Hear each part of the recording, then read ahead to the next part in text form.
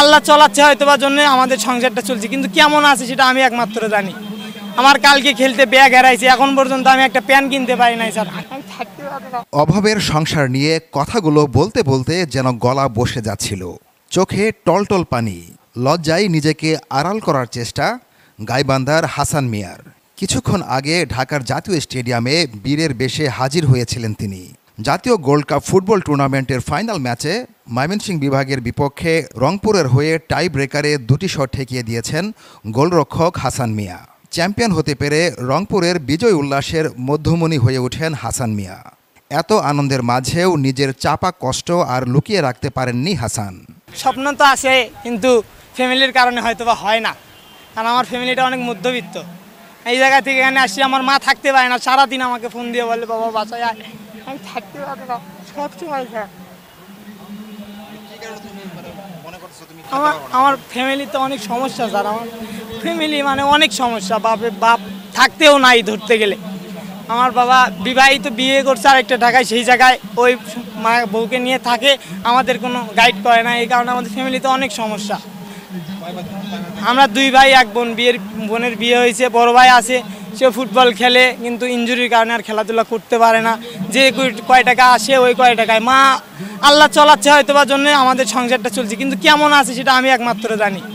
আমার কালকে খেলতে ব্যাগ হারাইছে, এখন পর্যন্ত আমি একটা প্যান কিনতে পারি নাই স্যার। কিছু বলছি তা আজকে কিনে দিতে চাইছে, এখনো কি করে আল্লাহ জানে।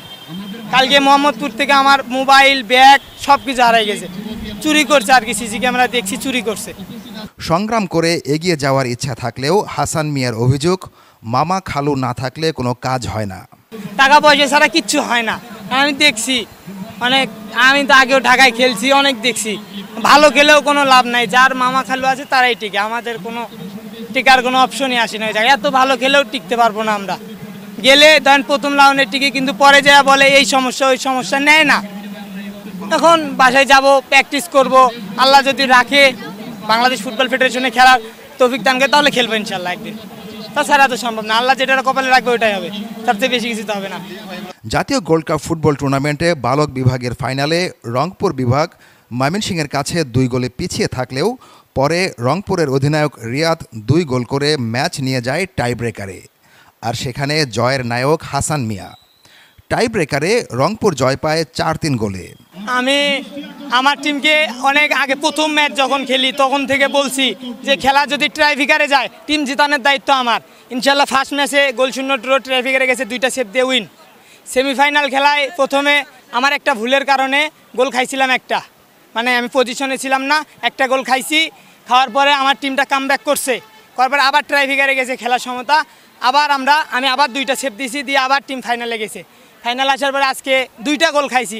আল্লাহ আমাদের হয়তো বা সাথে ছিল, এই কারণে আমাদের 2টা গোল শোধ হয়েছে বা পরিশোধ হয়েছে, এই কারণে আমরা ট্রাইফিকারে গেছি।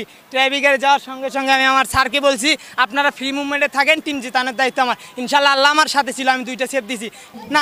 আমার কোনো ভয় লাগে নাই, কারণ আমার মনের ভিতরে একটা সাহস ছিল যে আমি 2টা সেভ দিব বা 3টা সেভ দিব, আমি জিতবই। আমার এইরকম একটা বুকের ভিতরে সাহস ছিল। আমার কোনো দিন যতদিন ধরে ফুটবল খেলছি পারে দাঁড়ালে কোনো দিন আমার অন্য গোলকিপারের মতো বুকে ভয় লাগবে, হাঁটু কাঁপবে, এটা কোনো দিন আমার হয় নাই।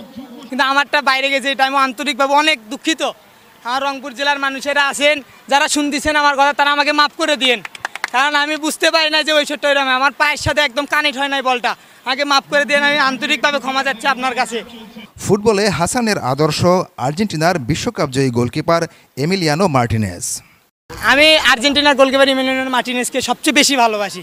ফুটবল জগতে আমি গোলকিপার ওর থেকেই সব কিছু বেশি। আমি সবসময় ভিডিও দেখলে ওর ভিডিও দেখি, আর কোনো গোলকিপারের ভিডিও দেখি না।